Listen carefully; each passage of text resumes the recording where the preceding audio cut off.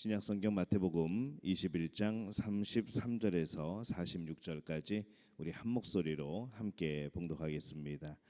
다른 한 비유를 들으라. 한 집 주인이 포도원을 만들어 산 울타리로 두르고 거기에 즙자는 틀을 만들고 망대를 짓고 농부들에게 새로 주고 타국에 갔더니 열매 거둘 때가 가까움에 그 열매를 받으려고 자기 종들을 농부들에게 보내니 농부들이 종들을 잡아 하나는 심히 때리고 하나는 죽이고 하나는 돌로 쳤거늘 다시 다른 종들을 처음보다 많이 보내니 그들에게도 그렇게 하였는지라.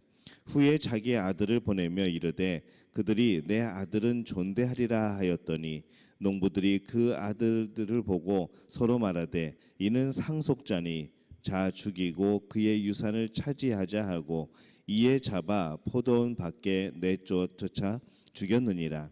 그러면 포도원 주인이 올 때에 그 농부들을 어떻게 하겠느냐? 그들이 말하되 그 악한 자들을 진멸하고 포도원은 제때에 열매를 바칠 만한 다른 농부들에게 새로 줄지니이다.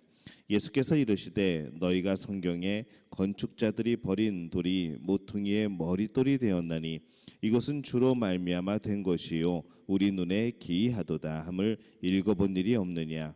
그러므로 내가 너희에게 이르노니 하나님의 나라를 너희는 빼앗기고 그 나라의 열매 맺는 백성이 받으리라. 이 돌 위에 떨어지는 자는 깨지겠고 이 돌이 사람 위에 떨어지면 그를 가루로 만들어 흩으리라 하시니 대제사장들과 바리새인들이 예수의 비유를 듣고 자기들을 가리켜 말씀하심인 줄 알고 잡고자 하나 무리를 무서워하니 이는 그들이 예수를 선지자로 알미었더라. 아멘. 할렐루야. 하나님의 은혜가 오늘 새벽에 하루의 첫 시간을 주 앞에 드리는 우리 믿음의 가족들에게 함께 하시기를 예수님의 이름으로 축원합니다. 오늘 이 말씀은 열매 맺는 사람이 이 천국의 백성이 된다라는 것을 말씀하는 이 두 가지의 비유가 등장을 합니다. 이 대제사장과 이 바리새인의 질문에 예수님께서 계속 비유로 지금 대답을 하고 계십니다.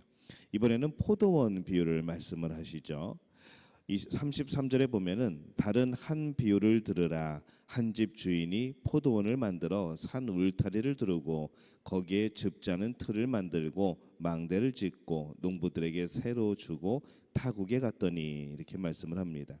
이 집 주인은 하나님이시죠.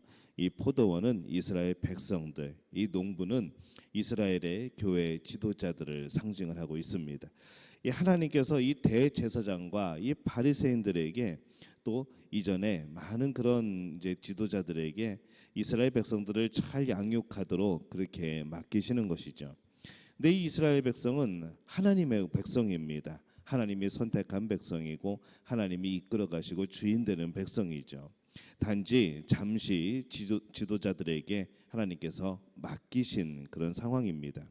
근데 이 하나님께서 지도자들에게 이스라엘을 맡기신 것은 그것을 잘 가꾸도록 하기 위함인 것이죠. 잘 가꾸어서 열매를 맺는 것, 하나님의 나라의 백성들이 점점 많아질 수 있도록 그렇게 열매를 맺는 것이 바로 맡기신 목적이 됩니다. 이 천국 백성으로 잘 양육하는 그런 열매이죠. 이 천국 백성으로 잘 양육하게 될 때에 그것이 하나님께 드리는 그들의 열매가 되는 겁니다. 열매를 잘 맺어서 이 수확할 것을 얻도록 주인이 사람을 보냅니다. 34절에서 35절에 보면은 열매를 거둘 때가 가까움에 그 열매를 받으려고 자기 종들을 농부에게 보내니 농부들이 종들을 잡아 하나는 심히 때리고 하나는 죽이고 하나는 돌로 쳤거늘 이렇게 말씀을 합니다. 이 주인이 보낸 종들은 선지자를 의미합니다. 근데 이 농부들은 그 종들을 심히 때리고 죽입니다. 하나님께 가져갈 열매를, 이게 아까운 것이죠. 하나님께 가져가야 될 열매인데 바로 자신들의 이 농부들의 열매를 만들기 위해서, 그것을 주인에게 주지 않기 위해서 그렇게 합니다. 이 백성들을 하나님의 백성으로 양육해서 하나님께 드려야 되는데 오직 자기들을 위한 그런 열매를, 또 그런 열매가 되기를 그들은 원했던 겁니다. 백성을 하나님의 백성이 아니라 자기의 백성으로 만들어 버리고 또 자기들의 이익을 챙기는 것이죠. 자기 자신을 위해서 존재하는, 이 비유에 따르면은 농부를 위해 존재하는 그러한 백성으로, 그러한 열매로 만들어 버리는 겁니다. 이스라엘 교회의 잘못된 지도자들이 그런 큰 죄를 범하게 됩니다. 자신들이 양육하는 이 성도를 하나님의 성도로 양육해야 되는데 이 자신들의 성도로 양육해 버리죠. 결국 하나님께 영광이 되는 것이 아니라, 천국 곳간에 쌓이는 것이 아니라 그들 자신의 뱃속을 채우는 그런 도구로 만들어 버리게 됩니다. 농부들은 심지어서 이 주인의 종들을 죽입니다. 그리고 나중에는 아들을 보내는데 이 아들까지 죽여버립니다. 이후에 예수님을 죽이는 것과 동일한 그런 모습이죠. 자신의 포도원도 아니면서 마치 자기가 주인인 것처럼 행세하는 그들을 주인은 가만 놔두지 않을 겁니다. 그래서 41절에 보면은 그들이 말하되 그 악한 자들을 진멸하고 포도원은 제때에 열매를 바칠 만한 다른 농부들에게 새로 줄지니이다, 이렇게 말씀을 합니다. 농부를 바꾸시겠다는 것이죠. 리더를 바꾸시겠다는 겁니다.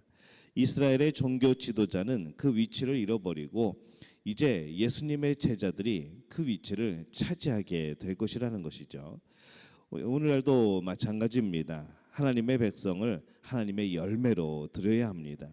하나님께 드릴 열매가 아니라 자신의 이익이 되는 열매로만 생각하는 그런 악한 농부가 되지 말아야 하죠. 내 사람을 만드는 일이 아니라 하나님의 사람을 만드는 일에 힘써야 되는 겁니다. 내 힘이 되어지는 사람들을 만드는 것이 아니라 하나님의 일꾼들을 만드는 그런 우리 믿음의 가족들이 되어지시기를 예수님의 이름으로 축원합니다. 이스라엘 교회 리더들은 이 천국의 관점이 아니라 세상 나라의 관점으로 이 모든 것들을 판단하고 있습니다. 42절에 보면은 예수께서 이르시되 너희가 성전에 건축자들이 버린 돌이 모퉁이의 머릿돌이 되었나니 이것은 주로 말미암아 된 것이요 우리 눈에 기이하도다 함을 읽어본 일이 없느냐, 이렇게 말씀을 합니다. 그들이 쓸모없다고 버린 돌은 실제로는 가장 중요한 모퉁이의 머릿돌인 것이죠. 이 모퉁이의 머릿돌로 이 번역을 했지만은 이게 참 여러 가지 또 해석이 가능합니다. 어떤 주춧돌 개념은 아닌 것 같습니다. 첫 번째 우리가 생각해 볼 수 있는 것은 당시 건물을 지을 때 이 가로와 세로의 이 벽면이 만나는 그 모퉁이의 제일 밑에 받쳤던 그런 돌이죠. 그런 돌들은 튼튼해야 됩니다. 잘생긴 것이 문제가 아니라 크고 튼튼해야지 그 건물의 벽들을 또 그 건물 전체를 잘 균형 있게 지탱해 줄 수 있는 것이죠. 두 번째로 우리가 생각해 볼 것은 우리가 보통 어떤 문을 만들 때 아치형으로 윗부분을 만드는 경우들이 있습니다. 근데 그것을 만들 때 요즘에는 뭐 알루미늄으로도 만들고 철로도 만들고 뭐 시멘트 바르면 되고 그렇게 하지만은 그 당시에는 돌들을 쌓아서 그것이 서로 힘을 맞대서 빠지지 않도록, 쏟아지지 않도록 그렇게 해서 아치형으로 문을 만듭니다. 그 건축물에서 맨 위에 가장 윗부분에 사다리꼴 모양으로 이 돌이 하나 세워지면은 그 돌이 중심이 되어서 양쪽 힘이 잘 전달되어지고 그 아치형의 그 모습이 유지가 되는 것이죠. 바로 그 사다리꼴의 그 모양의 돌, 그것을 바로 이 머릿돌이라고 표현하기도 합니다. 그것을 중심돌이라 번역을 하기도 하죠. 이 사다리꼴 모양의 돌은 이상해서 어떻게 보면은 이 건축자들이 꼭 버린 돌처럼 보이기 쉽습니다. 또 건축자들도 여러 가지 돌들을 깨다가 그런 모양이 나오면은 그냥 놔뒀다가 나중에 아치의 그런 모습에 있어서 거기에다가 그것을 끼워 넣는 것이죠. 그것을 중심돌로 삼기에는 매우 유익하기 때문에 그렇습니다. 그들이 세상 나라의 관점으로 버린 돌이 실제로는 하나님께서 받으시고 하나님께서 세우시고 사용하시는 돌이 되는 겁니다. 그들이 버린 예수 그리스도는 하나님께서 이 세상을 구원하시는 가장 중요한 기초가 되는 바로 그런 분이 되시는 것이죠. 그런데 이 사람들은 어떻게 했습니까? 그것이 필요 없다고, 그 모양이 이상하다고 그냥 버려버립니다. 결국 그들에게 화가 임하게 되죠. 44절에 보면은 이 돌 위에 떨어지는 자는 깨지겠고 이 돌이 사람 위에 떨어지면 그를 가루로 만들어 흩트리라 하시니, 이렇게 말씀을 합니다. 그들이 너무 크다고 너무 이렇게 예쁘지 않다고 버린 돌이 오히려 일할 때에 발에 걸려서 그들을 다치게 하고 상하게 되는 그런 돌이 된다는 겁니다. 아치형 위에 놓인 그 돌은 그것이 그들의 머리에 떨어질 때에 그들은 그것으로 인하여 상함을 입게 되는 것이죠. 그래서 43절에 보면은 그러므로 내가 너희에게 이르노니 하나님의 나라를 너희는 빼앗기고 그 나라의 열매 맺는 백성이 받으리라 이렇게 말씀을 합니다. 오직 그 나라의 열매를 맺는 백성이 바로 이 천국의 하나님 나라의 구성원이 된다는 겁니다.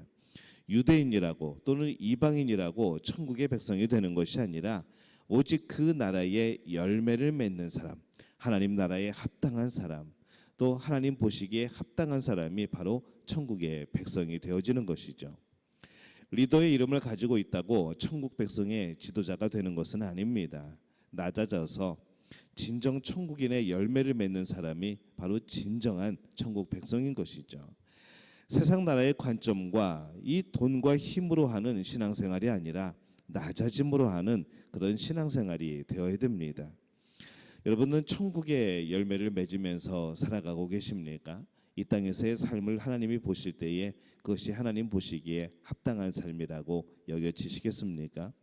자신을 위한 열매가 아니라 하나님께 드릴 열매를 맺으면서 살아가고 계십니까?